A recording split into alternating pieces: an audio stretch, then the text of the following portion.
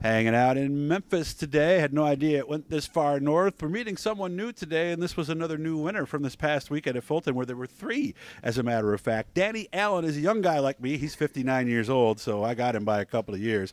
He picked up his first Novice Sportsman win. He believes it was his 9th race where he was there. Started first, led all 15 laps. Danny, first of all, congratulations. Got to feel good. Yeah, thank you. It's an incredible feeling, getting the checkered flag, and when you're a kid you just dream about stuff like that, so I was pretty psyched. So this is something you've always wanted to do your whole life, pretty much? Yeah, my dad used to race back in the 70s at Weedsport and Rolling Wheels. Who's your dad? Dennis Allen. Okay. Yeah, he raced late model.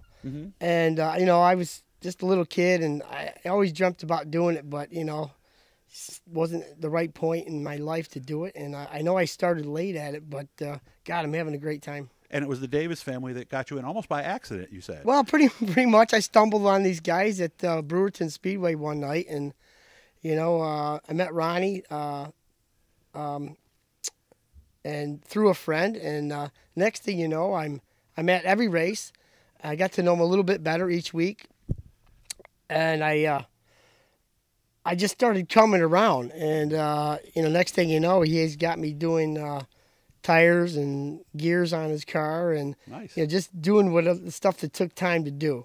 Okay. So I learned a lot by that, and one day I said I'm gonna buy a car. I'm gonna do this by my own. So that experience kind of showed you at least enough where you felt comfortable going, I think I can work on one myself and actually get it out there? Yeah, I do all the work on my own car, with guidance sometimes. I ask questions through Jake and Ronnie, RD3, and of course the old man there. Yep.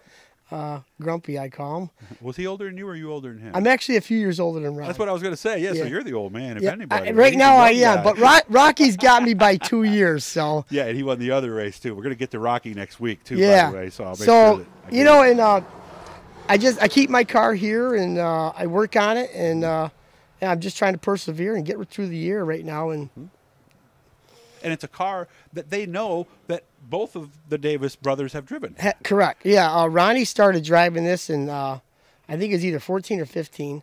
He drove it for a few years and won a lot of races. And then Jake drove it in 2000, I think it was 18 and 19. He's right there. You can ask him if you need to. And is that right? Does that sound right, Jake? 18, 19? That around? Yeah, it's around that. 18, 19. Yeah, somewhere around there. And then this car sat in a garage for 2 years during COVID. Oh. And I caught wind of this because I asked Ronnie, I got to find a car. And he goes, I know where one is. So I go, give me the guy's name and number so I can call him. And he actually lived right in Ballsville where I live.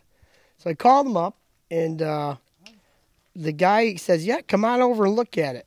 So I went over and looked at it. Of course, it didn't look anything like this. It had just a frame? Well, it had the old colors on it. Okay. The 15 number was on it. And so I stripped it down, tore the whole car apart, and started ordering stuff and tires and wheels. And over the winter, by March, it was ready to go. So then I brought it out here, and me and Jake went through the motor and did, plugs and oil change, and just made sure everything was ready to go for high bank holdup, the practice and all that. And ever since then, I've been there every weekend next to Rocky, Ronnie, and Jake. How much help have they been? As far as hands-on, I pretty much do all that myself. Sometimes I ask Jake for a hand to put a bumper in or something. But for the most part, I do it myself. Okay. My son helps me out on scuffing the tires, and unless you get in a really big bang-up, it's just routine maintenance every week. Well, I would imagine they've helped you with advice. Tons of it. Yeah, for both setup and the guy who sits in the helmet, right? Well, I figure if I don't ask questions, I'm not going to get the answers. Right. So I'm very, I want to learn this car, every piece of it, mechanically, and I know I can drive it. So I just got to prove myself week after week now that I'm not just a one-time winner. Yeah. Is the plan eventually to move up now, maybe next year, or are we going to wait? So I talked to John White about that at the track Saturday night, and he came down to congratulate all of us, which was nice. And yeah, it is.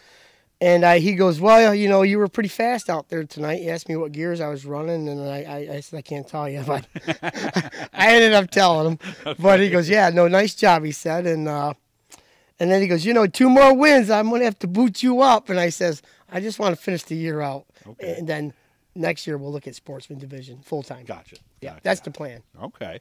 As far as some other stuff, you've won heats, so Yeah. you were kind of anticipating that this was going to come? I feel like I threw away a couple feature wins because of my own reckless driving and got into marbles a couple of times, and so I don't blame anybody but myself. But I've learned and took all the advice from everybody, and they just tell me stay low. Gotcha. So I actually hugged the whole bottom last time, and the car was on rails. Okay, so somewhere down the road, maybe we'll move up a little bit and try some different lines, or do you normally? Or Actually, when I first started with Jake this year, I was running really high. I liked that feeling, but I didn't want to hit no tires down below. So yeah, now I'm comfortable with. We got the setup on it where I think we can stay anywhere on the track. good. So I'm pretty comfortable with the car. And those tires do jump out. I don't care what anybody says. They move sometimes, guys. From the time you go out, and the next time they move out a good foot, and that's how that happens. Big thanks, by the way, to Bicknell. I see you got a BRP car 14 here. And, of course, Scott Jeffries Performance for helping us get out and do this today. So can we get one more before the season's over? I think we're due for a couple more, to be honest with you. I've got a good crew chief.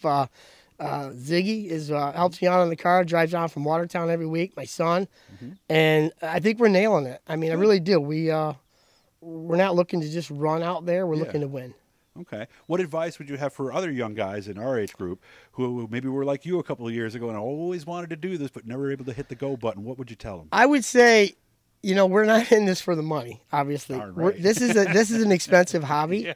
But if you have dreams of being a race car driver and you can afford to do it, go for it. Because let me tell you what, when you get a win out there and everybody comes down and gives you a high five and hug, it's worth it. Yeah, that's why you do this. That's what. I mean, it's not why you did it initially, but once you experience, it's like, well, that's the cherry on top. The euphoria of winning, and then when you do get a win finally, you're like, damn, that was great. Like you said earlier with Jake's interview, you got the whole week to relish on it, and that's what I've been doing this week. So yeah, I've been getting a lot of text messages and phone calls from everybody that follows racing. Congratulations. And my story was when I won. I remember I went to Wegmans afterwards. Yeah. I remember walking into Wegmans with my head up high and my back straight. Chest stuck out. Yeah, you don't even know it, but there's a winning race car driver in this store right now. Nobody even. It really is that kind of feeling. It is that kind of feeling. I'm not gonna lie. It was really cool. Yeah. And what was really cool is, I always joke about see you at the shop on Monday, because we're a team. I tell Jake, we're a team, and. So when Jake won, and then Rocky won, and then I won, and RD3 took second, which was awesome too. All of us down there, were feeling pretty high that night. Yeah, and all those cars are in the shop right now, as a matter of fact. Exactly. So obviously, some winning karma going on right now. Who do you want to say thanks to? Got less than a minute. I want to say thanks to the people that believed in me, like Parsons McKenna, Apparel Brothers, Average Joe's, Yule Development, Liverpool Lumber.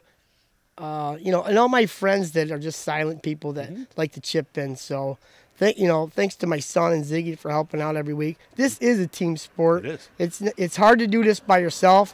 So, you got so much on your mind before you get in the car and after the car. So I just got to thank everybody, my family and friends. And for all of you guys who have always thought about it, if you see Danny at the track, ask him. He'll be smiling when you see him Saturday. Maybe not make a smile afterwards, but at least beforehand, he'll be smiling a lot. Ask him about it and get on out there and have some fun. Good to meet you. I'll be pulling for you, and please keep in touch. Let me know next time. Yeah, thank you very much for the interview. Hit the Blue E, guys. Keep you subscribed. Let you know every time we're talking to somebody cool.